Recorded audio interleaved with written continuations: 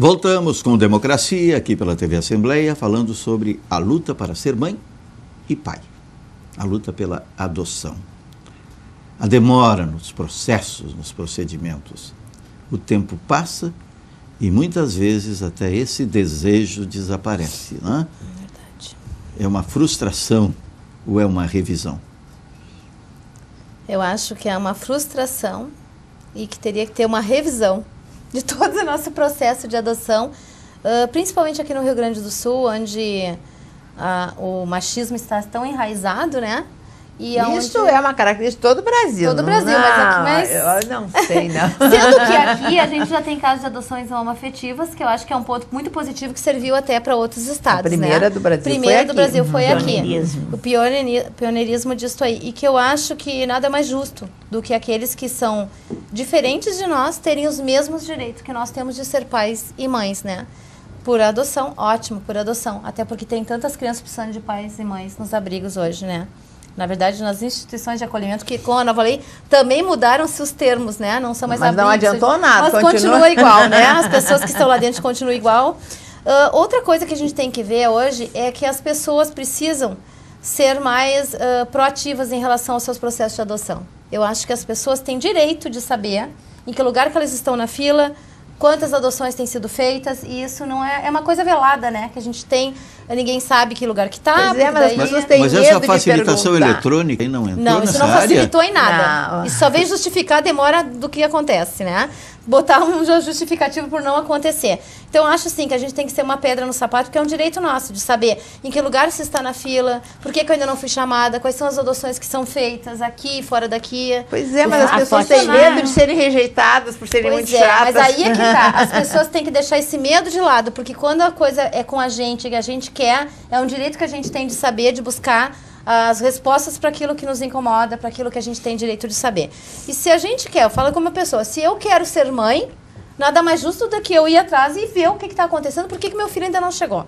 E aí eu questiono, será que é porque existe um preconceito em relação a, bom, se a pessoa ela tem mais de 45 anos, ela não deve adotar um bebê, né? Porque ela pode morrer antes do bebê completar a maioridade. Mas quem de nós está livre de sair na rua hoje e morrer com 18 anos? Que é o que mais a gente vê, os jovens morrendo de acidentes de carro. Então, quem que garante que aquela mãe que hoje tem 40 e poucos anos, ela não vai estar com 70, 80, muito bem de saúde, enquanto uma outra que é uma jovem mulher pode morrer daqui a pouco? Então, isso não é uma garantia de que a pessoa vai viver menos ou mais.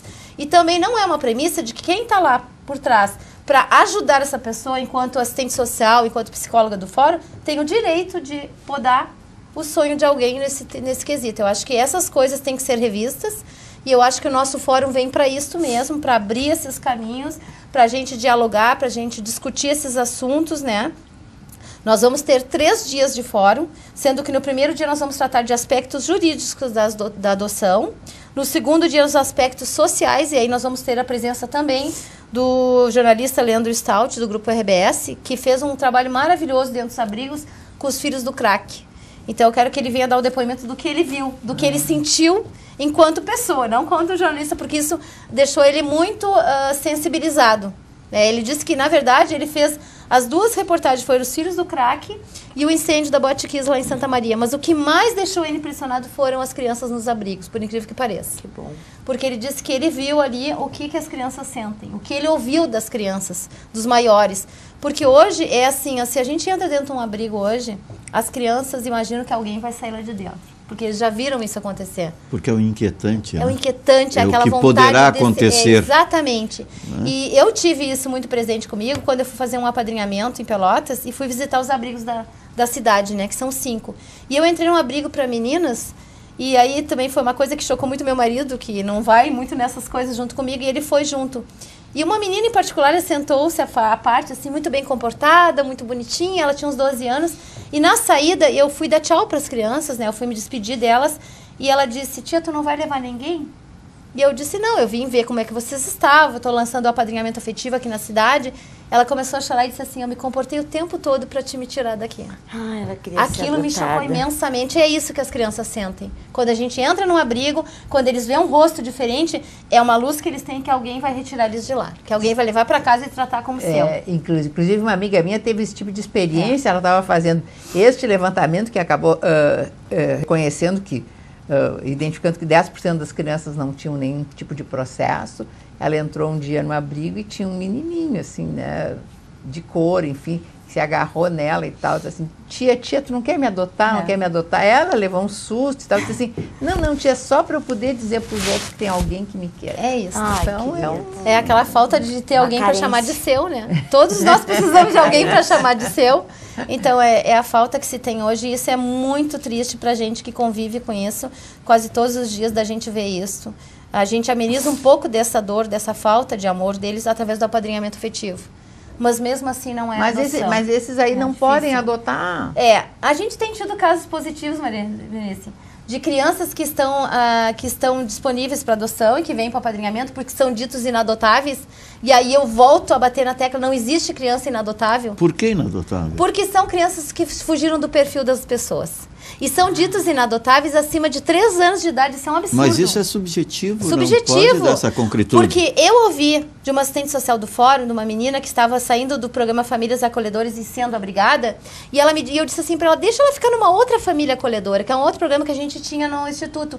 E ela me disse, não, porque ela não vai ser adotada. Ela tem 10 anos, ela não vai ser adotada. Aí o que aconteceu? Nós pedimos através do juizado, então, que ela viesse para o apadrinhamento. Porque se estavam considerando ela como inadotável, ela tinha que participar do apadrinhamento afetivo. Claro. E o que aconteceu? Após 1 ano e meio de convivência com a madrinha afetiva, a madrinha acabou adotando ela. Então, não existe criança inadotável. Mas isso é proibido, em princípio. Aqui em Porto Alegre, não. O que é proibido? Quem está na fila entrar para o apadrinhamento, isso não pode. Pois é. Mas proibido a marca.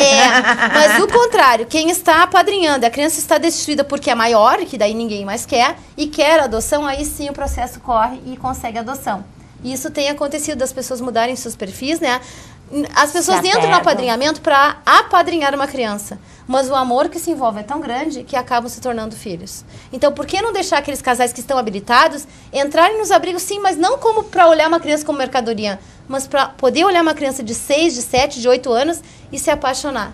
E ver que é muito funciona o apadrinhamento? É finais de semana com a família? O apadrinhamento tem toda uma estruturação antes, onde a pessoa passa por uma avaliação psicológica, uma avaliação com a nossa assistente social, depois ela faz 8 oficinas à noite, que é um curso que se tem, com várias pessoas da área que interagem com elas.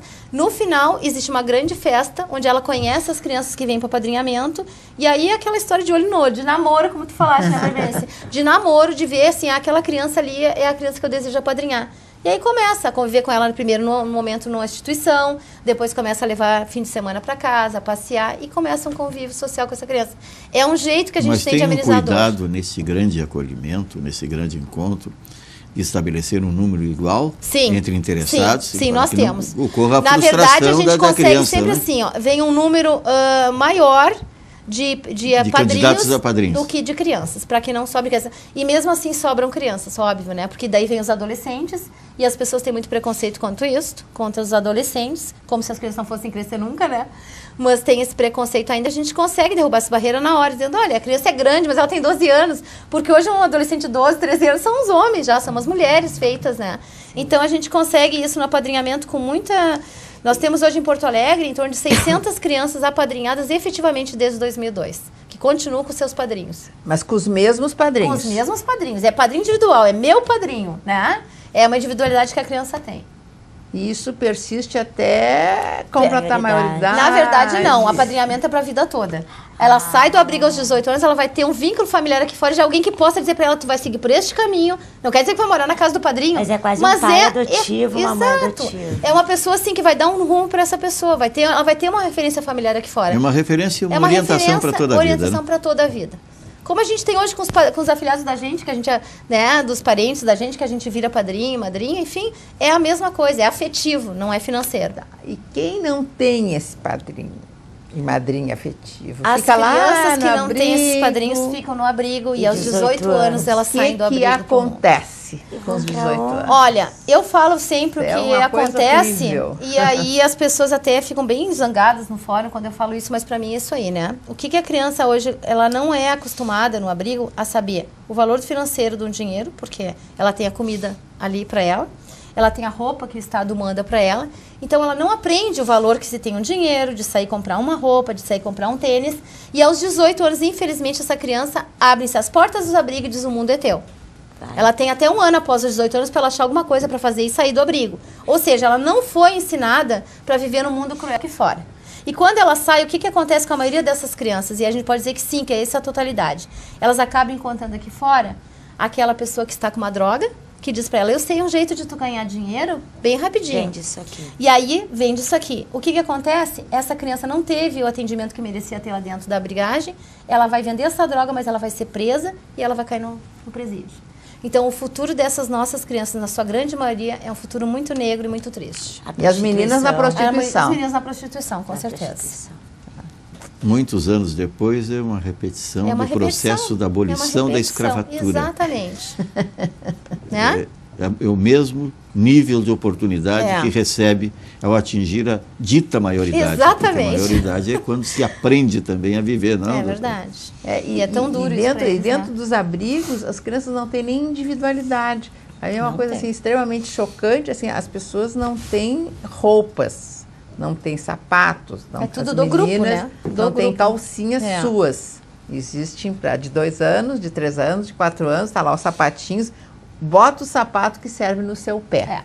Pega a roupinha que tá do tamanho sua. Sabe, a pessoa não tem nada seu, nem roupa sua, nem a sua própria individualidade. Então, é uma realidade muito perversa, cruel. que as pessoas não têm nem possibilidade de saber. Sabe? Ou nós estamos aqui mostrando, escancarando, assustando as pessoas, vão achar esse programa horrível. Ou muitas pessoas vão sair querer adotando, né? Mas a ideia assim, não é nem mostrar assim, um quadro negro sobre isso, mas um quadro real. É a realidade então, que se tem. Então, acho que a gente tem que acordar um pouco assim, e um pouco é a responsabilidade nossa, né? Nossa de cidadãos, porque é fácil assim, não, eu tenho aqui, sabe, todo mundo assim, ó, sonha de... existe todo um contingenciamento, né, social de... A gente tem que crescer, tem que casar, tem que ter filhos, sabe? Se não faz isso, parece que tu falhasse, menina tem que casar, tem um roteiro, senão sobrou, né, estabelecido. Sabe? Tu tem que seguir esse script. Tu é livre, mas tem que ser dentro do script. Mas assim, casar, também chega assim, ó, todo mundo é livre para casar, mas tem que casar as mulheres com um homem mais velho, mais alto, sabe como é que ganha mais... tem que ser assim, casar com alguém da mesma cor, não pode ser de cor diferente, sempre há uma certa rejeição nesse sentido, tem que casar com pessoas do sexo diferente, não pode ser com pessoas do mesmo sexo, aí a gente está... Então assim, ó, a coisa vai se afunilando, então nós ficamos com um modelo muito estrito daquela quase sagrada família, pai, mãe, casa, até que a morte os separe, para crescer e multiplicar. Não é essa a realidade, né? O chamado núcleo tradicional, né? Verdade. Pai, mãe e filhos. Né? A família mudou, e as né? suas reproduções. A família mudou, então as pessoas também têm que mudar, Nós temos a família mosaico, né? Por isso que eu falo em famílias. Né? Famílias mosaicas. É verdade. De família, nós tivemos um conceito plural, aquele, os meus, os teus, os nossos, sabe? E que assim, ainda nós vivemos uma sociedade tão conservadora que essas novas estruturas não têm nem nome. É verdade. Quem convive em união estável, ou seja, quem não é casado e vive com outra pessoa, o que é? Não muda nem o estado civil, que no fundo muda, porque muda a questão patrimonial, mas de nome não muda. Assim, ó, eu sou convivente estavelmente, sabe? Não tem como. E também assim, ó, não existe uma identidade dos filhos, né? Como é que chama o companheiro, o filho do companheiro da mãe? Verdade. Sabe? Qual é a referência que tem? Então, assim, ó, há muitas coisas que nós temos que mudar, mas muito nos sensibilizar para as realidades, da vida como ela existe, como ela é.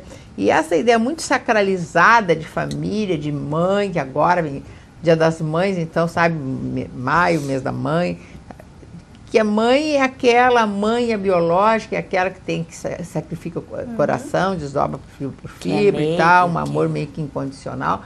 Que assim, que quando as mulheres não podem ter filhos, não querem ter os filhos, porque nós temos assim, ó, uma política muito perversa na nossa sociedade de não aceitar que as pessoas não queiram seus filhos. Ela não é. Então, se ela manifesta o desejo de entregar o filho para adoção, ela é crucificada, todo um movimento, não, porque tu tem que ficar, porque, sabe, ele vai conseguir, porque Deus vai ajudar. Ela não pode, ela não quer, sabe, então é um sentimento de culpa horrível. Eu acho que uma pessoa para entregar um filho para adoção tem que amar muito esse filho. Eu acho que é um amor muito grande de uma mãe que entrega um filho para adoção. Muito desprendimento, né? Muito amor. Assim, olha, eu não vou poder dar o que essa criança merece, então eu vou entregar, mas eu não quero entregar para que seja criado pela minha mãe ou pela minha, sabe, ou pela minha tia. Né, exatamente, assim, eu quero entregar dentro de um lar onde já tem alguém para chamar de pai e de chamar de mãe. Então, assim, ó, como existe toda essa reação, o que muito presente, as mulheres, olha, botam os filhos no lixo. É verdade. Sabe? Porque nós não temos planejamento familiar, nós não temos nenhum tipo de apoio. Sabe? Ela se vê tão desesperada que não tem outra alternativa. Não tem outra alternativa. E essa é uma realidade também perversa. Que nós temos que flexibilizar um pouco essas nossas... Que a gente vê assim, que no hospital, quando se ganha, tem todo um aparato da assistente social que vê que a pessoa não tem condições de ter o filho, mas ela chega e diz, não, você vai conseguir. Então faz toda... A pessoa já está melindrada porque teve aquela criança, e aí tem toda aquela situação para ela ficar com a criança. Ela acaba tendo medo de dizer que não vai ficar com a criança. Aí ela acaba ficando com a criança e largando no lixo logo em seguida. Porque ela sabe que ela não tem condições de ficar com a criança, né? Então, isso é uma coisa muito doída, tanto para a pessoa que está fazendo isso, como para a criança que depois vai saber da história dela, né? E eu acho que isso é uma coisa importante também que a gente tem que trabalhar, que aquelas pessoas que adotam têm que ter na sua cabeça que o seu filho tem direito a saber a sua história, porque é a história de vida dele, então não pode negar isso para a criança. A criança necessita saber da história dela para se entender como pessoa, porque o que seria de nós se a gente não conhecesse a nossa história, né? Então, temos que pensar sim nisso. E aquele grande medo que ainda assombra as mães que são mães por adoção é de que um dia o meu filho vai procurar a família de origem e vai me abandonar. O filho não vai jamais fazer isso. Não. Ele jamais vai fazer isso, porque o amor é muito forte, né? Então, aquelas coisas que a gente vê na novela... são coisas de novela. Não existe, gente, não existe. É ficção, as pessoas não precisam ficar com medo, né? Daqui a pouco descobrir existe apenas o objetivo de alertar. Alertar. As pessoas precisam saber da sua história. Mas então, aquela não é absolutamente história real. Claro que não. Isso. Então, aproveitando o ensejo, né? A gente está fazendo o convite para o 2º Fórum Estadual da Adoção, que é um evento promovido pelo Instituto Amigos de Lucas, e para a audiência pública que vai se realizar na primeira noite, às 20 horas, não, às 19 horas, lá no Palácio do Ministério Público. No Palácio do Ministério Público, no 3º andar, né? Exatamente. Vamos dar visibilidade. É a noite de 22, né? Isso, 22. A primeira noite vai ter a audiência pública, né?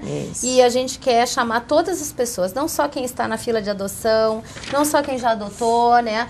Mas todas as pessoas que pensam um pouquinho nas crianças que estão abrigadas, que pensam em que um dia essa criança pode estar numa esquina pedindo dinheirinho na porta do seu carro. E a demonstração dos paradigmas da adoção do Estado, né? É importante que se saiba isso. Vamos unir, se leve a sociedade cada vez mais participativa. Com certeza, vamos se unir para mudar as coisas que acontecem, né? Do assunto. É isso. E a pergunta, como funciona a adoção por homossexuais? O pioneirismo é do Rio Grande do Sul, por isso que assim, me atrapalha quando assim, o Rio Grande do Sul é uma cidade machista, acho que olha, o mundo inteiro, ele é conservador, ele tem esse tipo de preconceito. Mas o fato é assim,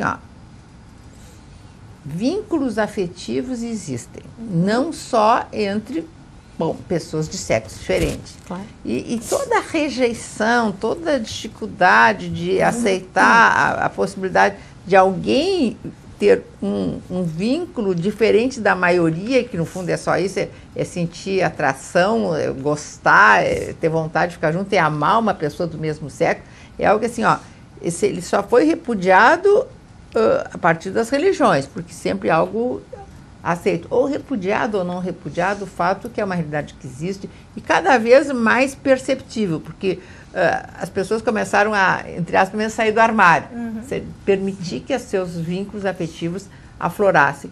E é uma realidade que precisa ter algum tipo de reconhecimento. Olha, nós temos um legislador, ainda que a gente esteja aqui dentro da Casa Legislativa, mas é o Legislativo Estadual, e eu já sei que esta casa aqui do Rio Grande do Sul vai adotar o uso do nome social, que já foi inclusive adotado pelo Executivo e pelo Poder Judiciário, agora vai ser a vez do Poder Legislativo também. Mas o fato é que o nosso legislador é preconceituoso, ele é medroso, ele não legisla a respeito, ou seja, os homossexuais não têm um direito reconhecido na lei. Então, assim, ó, o que aconteceu diante dessa realidade? As pessoas, mesmo sem lei, bateram as portas do Poder Judiciário. E foi a Justiça, que começou aqui pela Justiça do Rio Grande do Sul. Eu tenho muito orgulho disso, porque fui magistrada, né, toda a minha vida e fiz parte deste processo. Começou a reconhecer que as famílias formadas por pessoas do mesmo sexo, sabe, são um vínculo familiar, porque a origem da família não é o casamento, a origem da família é a afetividade. A união estável é uma família, está escrito na Constituição Federal, e ela não tem um papel, ou seja, o que é que faz configurar uma família? O vínculo da afetividade. E esse vínculo existe também nas pessoas do mesmo sexo, daí então a expressão uniões homoafetivas. E se são uma entidade familiar, e está reconhecida agora até pelo Supremo Tribunal Federal, não tem nenhuma restrição ou impedimento à adoção. Então, a lei da adoção permite a adoção por uma pessoa, né? Não fala referência ao sexo das pessoas a adotarem ou da sua orientação sexual. E o que sempre aconteceu historicamente? Os homossexuais sempre tiveram filhos, né? Faziam, um se candidatava para adoção e a criança era dada a adoção para um. Só que essa criança ia viver numa casa com os dois pais ou com duas mães. Só que não ia ter nenhum vínculo jurídico com relação a este outro. Ou seja, essa criança estava desprotegida. Sabe? Então, se era 50% protegido. Porque assim, e depois, se o adotante vier a falecer, o outro não tem vínculo nenhum. Que foi o que aconteceu com o filho da Cássia Eller, né? Houve toda uma restrição. E se morre esse que não é adotante, essa criança não tem direito nenhum. Né? Nem hereditário, nem nada. Fica perdida de novo. Nós estamos chegando ao final do Democracia de hoje. Temos exatamente 2 minutos para cada uma das convidadas para a mensagem de encerramento por hora. Karina Silva. Então, adoção é um tema importante, nós precisamos dar visibilidade, precisamos que a sociedade tome esse tema para si, e a Comissão de Direitos Humanos da Assembleia Legislativa é parceira para dar visibilidade, para botar na pauta do dia, e convidamos todos a participarem da audiência pública, que vai ser bem interessante, e estamos à disposição na Casa do Povo.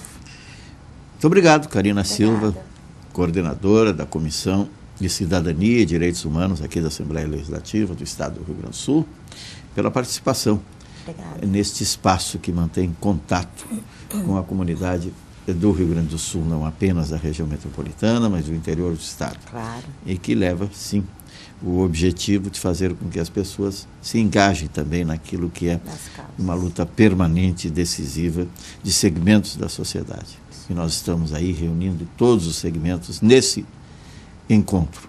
Isso. É um encontro durante 3 dias com a mesma finalidade, o mesmo objetivo. Mais uma vez, obrigado. Maria Rosi Prigol. Foi um prazer estar aqui com vocês hoje, debatendo um assunto que para mim é muito importante, se não o mais importante que a gente tem em relação às nossas crianças que estão desprevenidas de uma família. E eu queria, nesse espaço, desejar, já que nós estamos no mês de maio, que é um mês importante da adoção, mas que também teremos logo em seguida, nesse mês também, é o Dia das Mães, né? Queria deixar um grande abraço e um meu carinho a todas as mães, sejam elas biológicas, sejam elas adotivas, sejam as avós que cuidam dos seus netos como se filhos fossem, mas um carinho muito especial àquelas mães biológicas que resolveram dar seus filhos em adoção, porque, como tu falaste, fosse uma forma imensa de carinho, de amor, ao invés de optar pelo aborto, optaram pela adoção. Então, eu queria que todas as mães que hoje são mães porque tiveram seus filhos por adoção, lembrassem nesse dia das mães que optaram em entregá-los por forma de amor. que não julgassem essas pessoas que não podem criar seus filhos, mas que olhassem para elas com um olhar diferenciado, como eu olho. Quando eu olho para os meus filhos, eu agradeço todos os dias por elas terem tido esse gesto de amor e carinho para mim, que eu acho que é um gesto inexplicável de amor ao próximo. E também registrar que eu gostaria muito da participação de todas as pessoas que tivessem vontade e interesse de conhecer o trabalho que a gente faz, de participar do fórum, que para nós é muito importante ter visibilidade num assunto que às vezes é tão esquecido por todos. E dizer que o filho biológico é filho porque geramos e o filho adotivo é filho porque amamos. Obrigada. Muito obrigado, Maria Rosi Prigol, presidente do Instituto Amigo de Lucas, pela participação no nosso Democracia. E parabéns pela sua atividade permanente, generosa, altruística, nesse sentido que todos nós aplaudimos. Doutora Maria Berenice Dias. Pois é, sempre que se fala em mãe, sabe, sempre vem aquele símbolo que agora até virou moda, assim, né, de coração e tal, essa ideia do amor incondicional, ou seja, o que permeia as relações é esse vínculo de aproximação e de afetividade. E se amam os filhos, se amam os filhos. Que filhos? Todos eles. Filho não tem adjetivo, sabe? Não existe mais filho ilegítimo, filho bastardo, sabe? Como também não mais existe filho adotivo ou filho socioafetivo. Todos os filhos são filhos adotados. Se a gente não adotar os nossos próprios filhos biológicos, ou seja, aceitar eles como eles são, com as suas condições de vida da maneira como eles são, não teremos este amor que todas as pessoas pregam.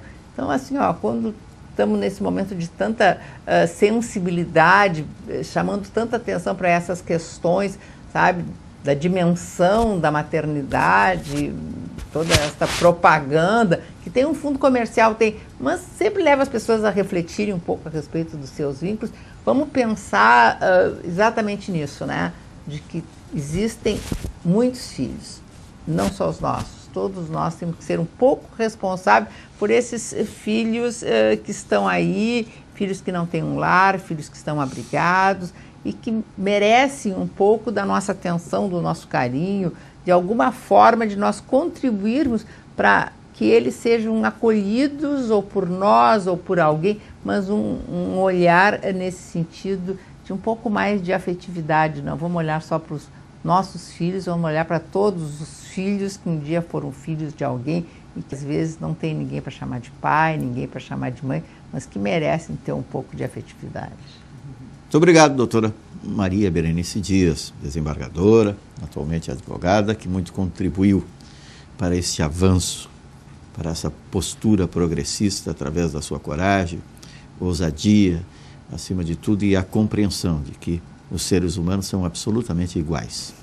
E nós estamos chegando ao final da Democracia de hoje, saudando também as mães biológicas e as mães que acolhem estas, o fazem por amor.